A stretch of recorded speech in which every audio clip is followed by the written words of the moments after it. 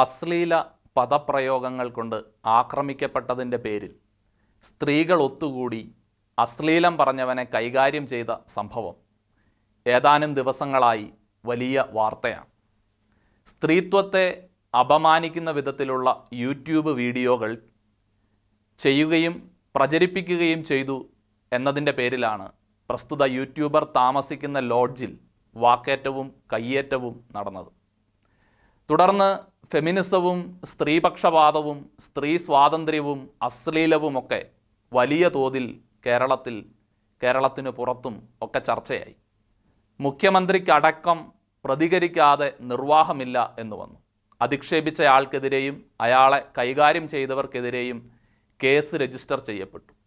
രാഷ്ട്രീയ കേരളത്തിൽ ഈ ബഹളങ്ങൾ കുറ്റവാളിയുടെ അറസ്റ്റ് വരെ എത്തിച്ചപ്പോഴും കത്തോലിക്കാ സഭയിലെ കന്യാസ്ത്രീകൾ സാമുവൽ കൂടൽ എന്ന വ്യക്തിക്കെതിരെ നൽകിയ 150-ലധികം പരാതികൾ വിവിധ കമ്മീഷനുകളിലും പോലീസ് സ്റ്റേഷനുകളിലുമായി കെട്ടിക്കിടക്കുന്നു എന്നതാണ് വിരോധാഭാസം.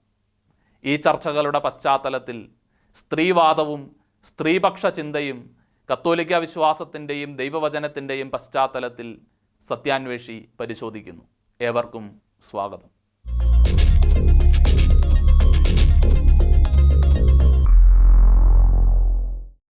പത്തൊൻപതാം നൂറ്റാണ്ടിൻ്റെ ആരംഭം മുതൽ ഫെമിനിസം എന്ന പദം പ്രയോഗത്തിലുണ്ട്. എങ്കിലും ഇന്നും കൃത്യമായ നിർവചനം ഈ പദത്തിനുണ്ട് എന്ന് കരുതാൻ കഴിയില്ല.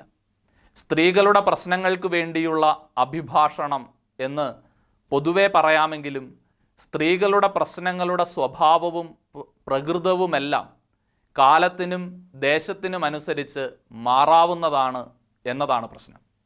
അക്കാരണത്താൽ തന്നെ സ്ത്രീവാദം എന്താണ് എന്ന ചിന്തയും അതിൻ്റെ വ്യാഖ്യാനങ്ങളും സിദ്ധാന്തങ്ങളും കാലാകാലങ്ങളിൽ മാറിക്കൊണ്ടിരിക്കുന്നു. പല കാരണങ്ങളാൽ അവഗണിക്കപ്പെടുകയും പുറന്തള്ളപ്പെടുകയും ചെയ്യുന്ന സ്ത്രീ ജീവിതങ്ങൾക്ക് പരമ്പരാഗത ചിന്തയിൽ സ്ഥാനമുണ്ടാകണം എന്നതായിരുന്നു സ്ത്രീവാദത്തിൻ്റെ പ്രാരംഭ കാഴ്ചപ്പാട്. പരമ്പരാഗത ചിന്തകളൊക്കെയും ദുർബലവും പൊള്ളയുമാണ് എന്ന തിരിച്ചറിവിൽ നിന്നാണ് സ്ത്രീപക്ഷ ചിന്തകൾ ഉണ്ടായത് എന്ന് ചിന്തിക്കുന്നവരും ഉണ്ട്. ഇവയുടെ എല്ലാം പശ്ചാത്തലത്തിൽ സ്ത്രീവാദ സിദ്ധാന്തങ്ങൾ വളരെ വ്യതിരിക്തങ്ങളായി ഇന്ന് നിലനിൽക്കുന്നുണ്ട്. സ്ത്രീപക്ഷ ചിന്തകളെ വ്യതിരിക്തമാക്കുന്ന 5 രീതികളുണ്ട് എന്ന് സ്വാഭാവികമായി പറയാറുണ്ട്. 1. സ്ത്രീയും പുരുഷനും ഒരുപോലെയാണ് എന്ന ചിന്ത. പുരുഷന്മാർ ചെയ്യുന്നത് പോലെ ചെയ്യാൻ സ്ത്രീകൾക്കും കഴിവുണ്ട് എന്നതിനാൽ പുരുഷന്മാരുടെ ലോകത്തിൽ അവർക്കും പ്രവേശനം വേണം എന്ന വാദം. 2. സ്ത്രീകൾ പുരുഷന്മാരിൽ നിന്ന് വ്യത്യസ്തരാണ്. എന്നാൽ ഈ വ്യത്യാസങ്ങൾ സ്ത്രീകളെ പുരുഷന്മാരെക്കാൾ മേന്മയുള്ളവരും മെച്ചപ്പെട്ടവരുമാക്കുന്നു എന്ന വാദം. 3. സ്ത്രീയുടെ അവസ്ഥകളെ അധികാര വ്യവസ്ഥകളുമായി താരതമ്യം ചെയ്യുന്നു. സ്ത്രീകളുടെ അധമ അവസ്ഥയ്ക്ക് കാരണം അധികാരമില്ലായ്മയാണ് എന്ന് അവർ വാദിക്കുന്നു. 4. ഉടമ്പടിയുടെയും കൂട്ടുത്തരവാദിത്വത്തിൻ്റെയും സാധ്യതകൾ ചിന്തിക്കുന്നവർ. സ്ത്രീക്കും പുരുഷനും വ്യത്യസ്ത ഗുണങ്ങളാണ് ഉള്ളത് എന്നും അവയെ കൂട്ടുത്തരവാദിത്വത്തോടെ ഉപയോഗപ്പെടുത്തുകയാണ് വേണ്ടത് എന്നും അവർ വാദിക്കുന്നു. 5. സ്ത്രീകൾ ധാർമ്മികമായി പുരുഷന്മാരെക്കാൾ മെച്ചപ്പെട്ടവരാണ് എന്ന ചിന്ത. സ്ത്രീകൾക്ക് ധാർമ്മികവും ശാരീരികവും ബുദ്ധിപരവുമായ മേൽക്കൈയുണ്ട് എന്നതാണ് അവരുടെ വാദം. സ്ത്രീവാദ സിദ്ധാന്തങ്ങളെയും സ്ത്രീയുടെ പ്രശ്നങ്ങളെയും ഒരൊറ്റ നിർവചനത്തിൽ ഒതുക്കാനാവുകയില്ല എന്നത് ഈ പറഞ്ഞ കാര്യങ്ങളിൽ നിന്നെല്ലാം നമുക്ക് മനസ്സിലാക്കാവുന്നതാണ്. സ്ത്രീകൾ തമ്മിലും അവരുടെ അനുഭവങ്ങൾ തമ്മിലും വ്യത്യാസങ്ങൾ നിലനിൽക്കുന്നതിനാൽ സ്ത്രീവാദവും സ്ത്രീപക്ഷ ചിന്തകളും വ്യത്യസ്തതകളെ ഉൾക്കൊള്ളുക മാത്രമേ നിവൃത്തിയുള്ളൂ. അതേസമയം കത്തോലിക്കാ സഭയെ സംബന്ധിച്ചിടത്തോളം ഒരു പുരുഷ കേന്ദ്രീകൃതമായ ശൈലിയും വ്യവസ്ഥയും അതിൽ കണ്ടെത്താൻ കഴിയും. സ്ത്രീവാദപരമായ സമീപനങ്ങൾ സഭയുടെ ഈ ശൈലിയെയും വ്യവസ്ഥയെയും വിമർശിക്കുകയും തിരുത്തുകയും ചെയ്യാറുണ്ട്. ദൈവം ആഗ്രഹിക്കുന്ന മാറ്റങ്ങളോട് സദാ തുറവി കാണിക്കുന്ന കത്തോലിക്കാ സഭ സ്ത്രീവാദപരമായ കാഴ്ചപ്പാടുകളുടെ നന്മയെ എല്ലാ കാലത്തും സ്വീകരിക്കാറുമുണ്ട്. ദൈവവചനത്തിൻ്റെ വ്യാഖ്യാനത്തിലും സ്ത്രീക്ക് സഭയിലുള്ള സ്ഥാനവും ദൗത്യവും സംബന്ധിച്ചും കത്തോലിക്കാ സഭയ്ക്ക് വളരെ വ്യക്തമായ ദർശനം തന്നെയുണ്ട്. സഭയിലെ ഭാവാത്മകമായ മാറ്റത്തിൻ്റെ അടയാളങ്ങൾ ഇത്തരുണത്തിൽ ദൃശ്യമായി വരുന്നത് 20-ാം നൂറ്റാണ്ടിൻ്റെ അവസാനത്തിലും 21-ാം നൂറ്റാണ്ടിൻ്റെ ആരംഭത്തിലുമാണ്.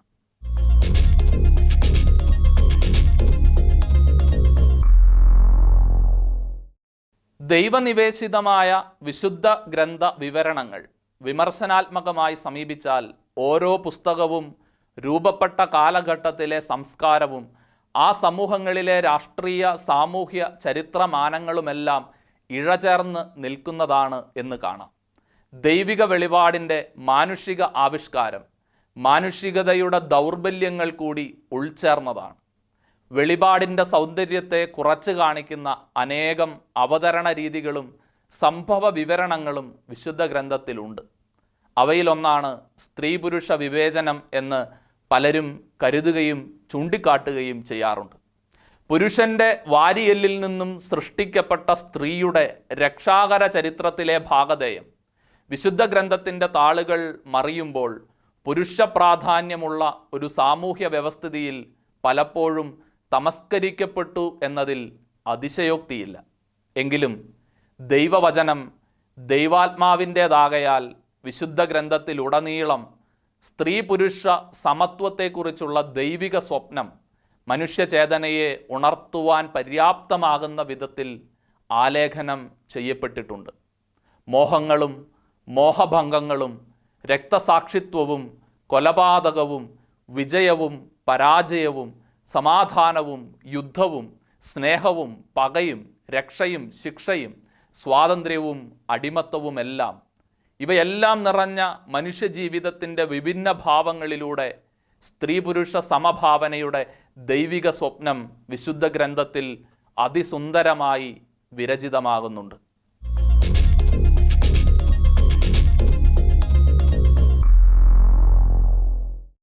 ഭാര്യമാരും അമ്മമാരും അടങ്ങുന്ന ഒട്ടനവധി സ്ത്രീകൾ പുരുഷന്മാർക്ക് നേതൃത്വം നൽകുന്നതായി വിശുദ്ധ ഗ്രന്ഥം സാക്ഷിക്കുന്നുണ്ട്. അത്തരത്തിലുള്ള ഒരവസരം പോലും ലിംഗവിവേചനത്താൽ വിരൂപമാക്കപ്പെട്ടിട്ടില്ല.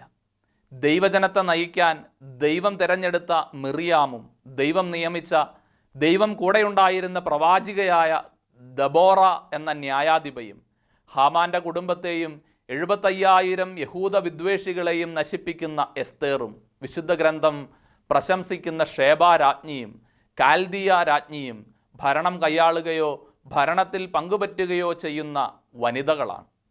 യൂദാ രാജാക്കന്മാരെ അവതരിപ്പിക്കുമ്പോൾ അമ്മ രാജ്ഞിമാരെ കൂടി പരാമർശിക്കുന്നതായും നമ്മൾ വിശുദ്ധ ഗ്രന്ഥത്തിൽ കാണുന്നുണ്ട്. ബത്ഷബ, മാഖ, നഹ്ഷൂത്ത എന്നിവർ ഉദാഹരണങ്ങളാണ്. വീണുകിട്ടിയ നിയമപുസ്തകത്തിൻ്റെ പൊരുളറിയുവാൻ പുരോഹിതർ സമീപിക്കുന്നത് ഹുൽദ പ്രവാചികയെയാണ്. ഹുൽദായുടെ വാക്കുകൾ ഇസ്രായേലിൻ്റെ ചരിത്രത്തിലെ ഏറ്റവും വലിയ നവീകരണത്തിനുള്ള വാതായനങ്ങൾ തുറന്നു. പ്രതിലോമ വായനയിലൂടെ ചിന്തിച്ചാൽ ദുഷ്ടരാജ്ഞിമാരായി വിശുദ്ധ ഗ്രന്ഥം അവതരിപ്പിക്കുന്ന ജസബെല്ലും അത്താലിയായും ഭരണചക്രം തിരിക്കുന്ന അതിശക്തരും കുബുദ്ധികളുമായ 2 സ്ത്രീകളാണ്. ഇസ്രായേലിലെ രാജാക്കന്മാരിൽ ഭൂരിഭാഗവും ദൈവത്തെ മറന്നവരും താൻ പോരിമയുടെയും സ്വാർത്ഥതയുടെയും പര്യായങ്ങളുമായിരുന്നു.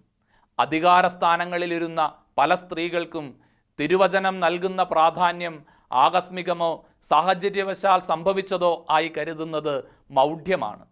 പുരുഷ മേൽക്കോയ്മയുടെ കാലഘട്ടത്തിൽ പോലും ഇത്രയെങ്കിലും കഥാപാത്രങ്ങൾ അതിശക്തമായ വ്യക്തിത്വങ്ങളായി വിശുദ്ധ ഗ്രന്ഥത്തിൻ്റെ ഏടുകളിലേക്ക് ചേർക്കപ്പെട്ടു എങ്കിൽ അവർക്കെല്ലാം രക്ഷാകര പദ്ധതിയിൽ നിർണായകമായ ഒരു സ്ഥാനമുണ്ട് എന്നത് നിസ്സംശയമാണ്. സ്ത്രീകളോടുള്ള പുതിയ നിയമത്തിൻ്റെ മനോഭാവങ്ങൾ ക്രിസ്തു ചൈതന്യത്തിൽ വീക്ഷിക്കുകയാണ് ഉത്തമം. തൻ്റെ വാക്കുകളിലൂടെയും പ്രവൃത്തികളിലൂടെയും ക്രിസ്തു നൽകിയ മാതൃക പുരുഷ മേൽക്കോയ്മയുടേത് ആയിരുന്നില്ല. മറിച്ച് സ്ത്രീയെയും പുരുഷനെയും ഒരുപോലെ കാണുന്ന ഉദാത്തമായ മാനവികതയുടേതാണ്.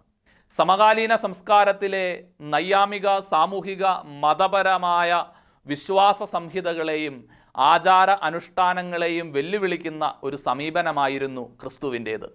വ്യഭിചാരത്തെയും വിവാഹമോചനത്തെയും കുറിച്ചുള്ള ക്രിസ്തു സമീപനം സ്ത്രീകളുടെ അവകാശങ്ങളെ ധ്വംസിച്ച സമകാലീന സമൂഹത്തിൻ്റെ നൈയാമിക വ്യവസ്ഥിതിയെ പാടെ നിരസിക്കുന്നതായ ഒന്നായിരുന്നു. ബുദ്ധിശക്തിയിലും ധാർമ്മികതയിലും സ്ത്രീ പുരുഷനേക്കാൾ ഒരുപടി താഴെയാണ് എന്ന് വിശ്വസിച്ചിരുന്ന സമൂഹത്തിൽ സ്ത്രീകളുടെ ധിഷണാശക്തിയെയും ആത്മശക്തിയെയും ആദരിച്ചിരുന്ന ക്രിസ്തു ഇന്ന് സമകാലീന സമൂഹത്തിനു പോലും ഒരു വെല്ലുവിളിയാണ്.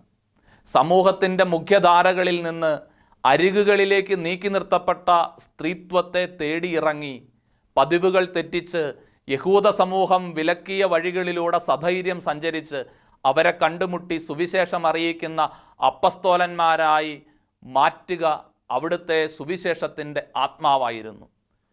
ഒരു ഗ്രാമത്തെ മുഴുവനും ക്രിസ്തുവിലേക്ക് നയിച്ച സമറിയാക്കാരി സ്ത്രീയും ഉദ്ധാന സന്ദേശവുമായി ശിഷ്യന്മാരുടെ ഇടയിലേക്ക് ക്രിസ്തു അയച്ച ആദ്യ അപ്പസ്തോലയായ മഗ്ദലേന മറിയവും ക്രിസ്തു സമൂഹത്തിൽ ഉണ്ടാകേണ്ട ലിംഗസമത്വത്തിൻ്റെ ഉദാത്തമായ മാതൃകകളാണ്.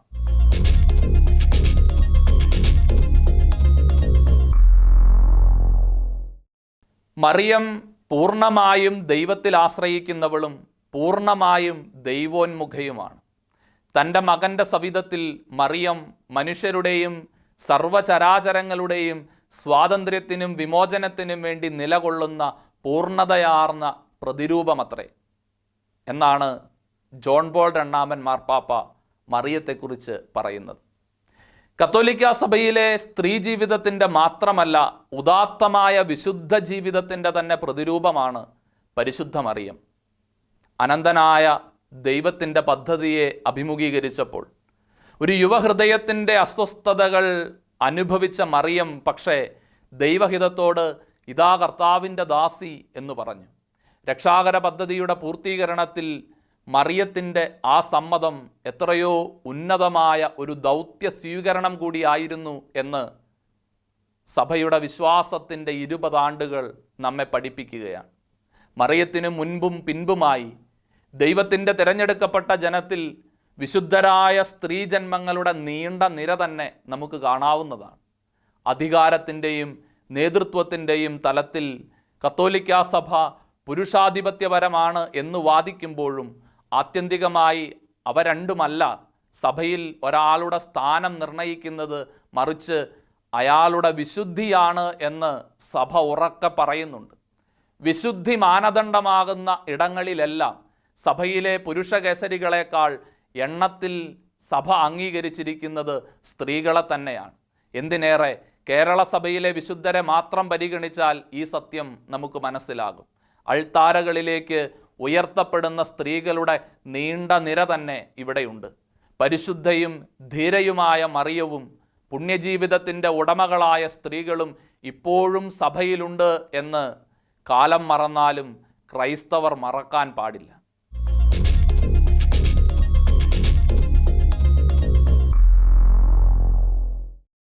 മൂന്ന് വനിതകൾ ചേർന്ന് സ്ത്രീകളെ അപമാനിച്ച യൂട്യൂബറെ കൈകാര്യം ചെയ്തതിനെപ്പറ്റി പലവിധ ചർച്ചകളാണ് അരങ്ങേറിക്കൊണ്ടിരിക്കുന്നത്.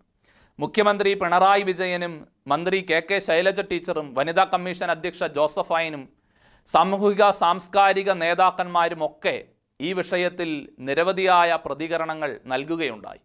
എന്നാൽ അതേസമയം തന്നെ സമാനമായ രീതിയിലോ അല്ലെങ്കിൽ അതിലും മോശമായ രീതിയിലോ സൈബർ ആക്രമണം നേരിട്ട കത്തോലിക്കാ സഭയിലെ കന്യാസ്ത്രീകൾ ബന്ധപ്പെട്ടവർക്ക് നൽകിയ പരാതികൾ ഒന്നുപോലും പരിഗണിക്കപ്പെടാതെ പോയതിനെക്കുറിച്ചുള്ള ആക്ഷേപവും ഇപ്പോൾ ശക്തിപ്പെടുകയാണ്. സ്ത്രീകൾക്കു വേണ്ടി എന്ന മട്ടിൽ ചിന്തിക്കുകയും പ്രവർത്തിക്കുകയും ചെയ്യുന്നവർ തിരഞ്ഞെടുത്ത കേസുകളിൽ മാത്രമേ ഇടപെടുകയുള്ളൂ എന്നതാണ് സാമൂഹ്യ മാധ്യമങ്ങളിലൂടെ പലരും ചോദിക്കുന്നത്. തിരഞ്ഞുപിടിച്ച് പലരെയും ഒഴിവാക്കുന്നതിൻ്റെ കാരണം എന്താണ്? പല പരാതികളും തള്ളിക്കളയുന്നതിൻ്റെയും മറച്ചുവെക്കുന്നതിൻ്റെയും കാരണം എന്താണ് എന്നും അവർ അന്വേഷിക്കുന്നുണ്ട്. സൈബർ ഗുണ്ടകൾക്ക് വളം വയ്ക്കുന്നത് നീതി നിഷേധം എന്ന തലക്കെട്ടിൽ സംസ്ഥാന വനിതാ കമ്മീഷൻ മുൻ അധ്യക്ഷ ശ്രീമതി KC റോസക്കുട്ടി ടീച്ചർ ദീപികയിൽ എഴുതിയ ലേഖനം ഈ വിഷയത്തിൻ്റെ ഗൗരവവും നിജസ്ഥിതിയും വ്യക്തമാക്കുന്നതാണ്. ഈ വിഷയവുമായി ബന്ധപ്പെട്ട് നടത്തിയ അന്വേഷണങ്ങളിൽ ലഭിച്ച വിവരങ്ങൾ തന്നെ ഞെട്ടിച്ചു എന്നാണ് ടീച്ചർ എഴുതിയത്. കാരണം കഴിഞ്ഞ കുറച്ചു കാലങ്ങളായി കേരളത്തിലെ പോലീസ് സ്റ്റേഷനുകളിലും വനിതാ കമ്മീഷനിലും സ്ത്രീത്വത്തെ അപമാനിച്ചത് സംബന്ധിച്ച് ലഭിച്ച അനേകം പരാതികളിൽ ബഹുഭൂരിപക്ഷത്തിന്മേലും കൃത്യമായ അന്വേഷണം നടക്കുകയോ കുറ്റക്കാരെ പിടികൂടുകയോ ചെയ്തിട്ടില്ല. അതേസമയം അപമാനകരമായ ഇത്തരം നിരവധി വീഡിയോകളും ഫേസ്ബുക്ക്, വാട്സപ്പ് പോസ്റ്റുകളും അനുദിനം സാമൂഹ്യ മാധ്യമങ്ങളിൽ നിറഞ്ഞുകൊണ്ടിരിക്കുകയും ചെയ്യുകയാണ്.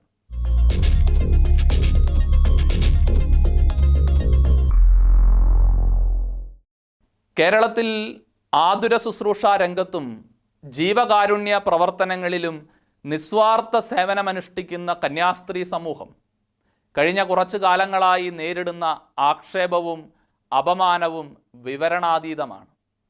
അടുത്ത കാലത്തായി കേരളത്തിൽ ഇത്രമാത്രം സൈബർ ആക്രമണം നേരിട്ടിട്ടുള്ള ഒരു വിഭാഗം ഉണ്ടാവുകയില്ല.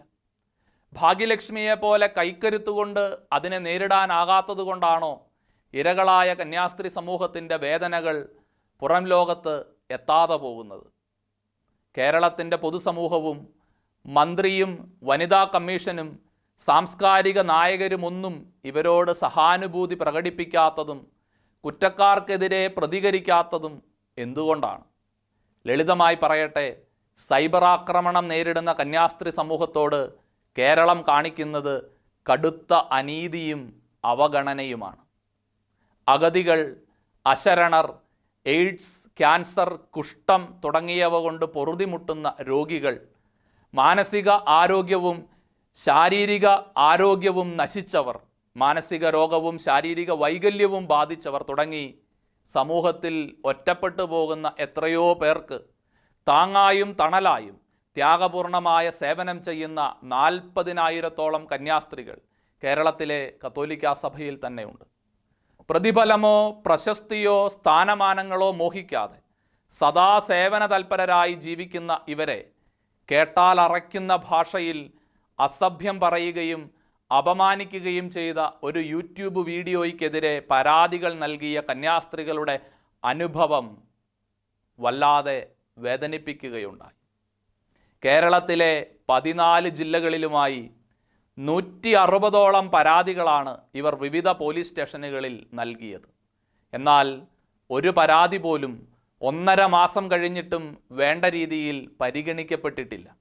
പോലീസ് സ്റ്റേഷനുകളിൽ മാത്രമല്ല, മനുഷ്യാവകാശ കമ്മീഷനിലും വനിതാ കമ്മീഷനിലും സന്യസ്തർ നേരിട്ട് ചെന്ന് പരാതി നൽകുകയും വിശദീകരിക്കുകയും ചെയ്തിട്ടും യാതൊരുവിധ നടപടികളും ഉണ്ടായില്ല.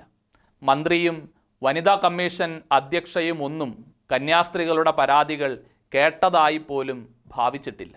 കന്യാസ്ത്രീകളെ അപമാനിക്കുന്നതിനെതിരെ അവർ മാത്രമല്ല, മറ്റു പലരും സംസ്ഥാനത്തെ വിവിധ പോലീസ് സ്റ്റേഷനുകളിൽ പരാതികൾ നൽകിയിട്ടുണ്ട്. കഴിഞ്ഞ മാസം 29-ന് ഇത്തരത്തിൽ ഒരു പരാതി കണ്ണൂർ ജില്ലാ പോലീസ് ചീഫ് മുമ്പാകെ എത്തുകയുണ്ടായി. പരാതി നൽകിയതിൻ്റെ പേരിൽ പല ദിവസങ്ങളിലും ഫോണിലൂടെ അജ്ഞാതൻ്റെ തെറി അഭിഷേകം കേൾക്കേണ്ട അവസ്ഥയുമുണ്ടായി എന്നാണ് പരാതിക്കാരൻ പറഞ്ഞത്. ഇതും പോലീസിനെ അറിയിച്ചെങ്കിലും ഇതുവരെയും യാതൊരുവിധ നടപടിയും ഉണ്ടായിട്ടില്ല. ഇത്തരം സൈബർ ഗുണ്ടകളെ തളയ്ക്കാൻ നിയമമോ നിയമപാലകരോ ഇല്ലാത്ത സംസ്ഥാനത്ത് സ്ത്രീ സമൂഹം എങ്ങനെ സ്വൈര്യമായി ജീവിക്കും? പെൺകുട്ടികൾക്ക് എങ്ങനെ സ്വസ്ഥമായി സഞ്ചരിക്കാൻ കഴിയും? സ്ത്രീകൾക്ക് നേരെയുള്ള അതിക്രമങ്ങൾക്ക് വളം വയ്ക്കുന്നവർ സമൂഹത്തോട് ചെയ്യുന്നത് ക്രൂരതയാണ്.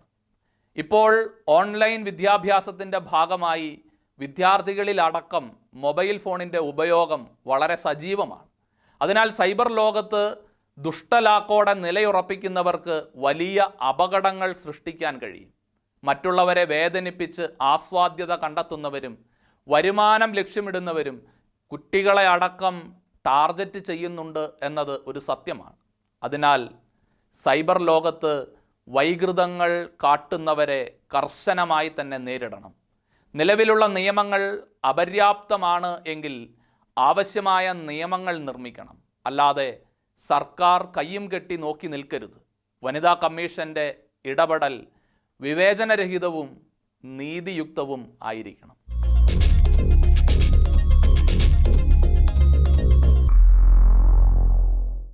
സ്ത്രീത്വവും സ്ത്രീ നേരിടുന്ന പ്രശ്നങ്ങളും ചർച്ചയാകുന്ന സമകാലിക കേരളത്തിൽ അവഗണിക്കപ്പെട്ടു പോകുന്ന സ്ത്രീകളിലെ ഒരു ന്യൂനപക്ഷമാണ് കന്യാസ്ത്രീകൾ എന്ന് ചൂണ്ടിക്കാണിക്കുകയാണ് സത്യാന്വേഷി ചെയ്തത്. കത്തോലിക്കാ സഭയുടെ സ്ത്രീ പുരുഷ സമത്വം സംബന്ധിക്കുന്ന കാഴ്ചപ്പാടുകളുടെ അനന്യതയും സവിശേഷതയും പരിഗണന അർഹവുമാണ്. സ്ത്രീകളെ ആദരിക്കുകയും അംഗീകരിക്കുകയും ചെയ്യുന്ന സമഭാവനയുടെ കാഴ്ചപ്പാട് വളർത്തിയെടുക്കാനും ഒപ്പം ചൂഷണം ചെയ്യപ്പെടുകയും അവഹേളിക്കപ്പെടുകയും ചെയ്യുന്ന ദുർബലരോട് പക്ഷം ചേരാനും സമകാലിക സമൂഹം തയ്യാറാകേണ്ടതുണ്ട്. നിയമ സംവിധാനങ്ങൾ അവയുടെ ഉത്തരവാദിത്വവും ഗൗരവപൂർവം നിർവഹിക്കണം. അപ്പോൾ സ്ത്രീകൾക്ക് മാത്രമല്ല ഏതൊരു മനുഷ്യനും സമാധാനത്തോടെ ജീവിക്കാൻ ഉതകുന്ന ഒന്നായി ഈ നാട് രൂപാന്തരപ്പെടും. സത്യാന്വേഷിയുടെ ഈ എപ്പിസോഡ് ഇവിടെ പൂർണ്ണമാകുന്നു. തമസ്കരിക്കപ്പെടുകയും വളച്ചൊടിക്കപ്പെടുകയും ചെയ്യുന്ന സത്യങ്ങളും നിഷേധിക്കപ്പെടുന്ന നീതിക്ക് പിന്നിലെ ഗൂഢാലോചനകളുമായി സത്യാന്വേഷി വീണ്ടും അടുത്തയാഴ്ച. നിങ്ങളും സത്യമന്വേഷിക്കുന്ന വിഷയങ്ങളുണ്ട് എങ്കിൽ താഴെ കാണുന്ന ഇമെയിലിൽ ഞങ്ങൾക്ക് എഴുതുക. നേരിൻ്റെ നിറക്കാഴ്ചകളുമായി സത്യാന്വേഷി വീണ്ടും അടുത്തയാഴ്ച.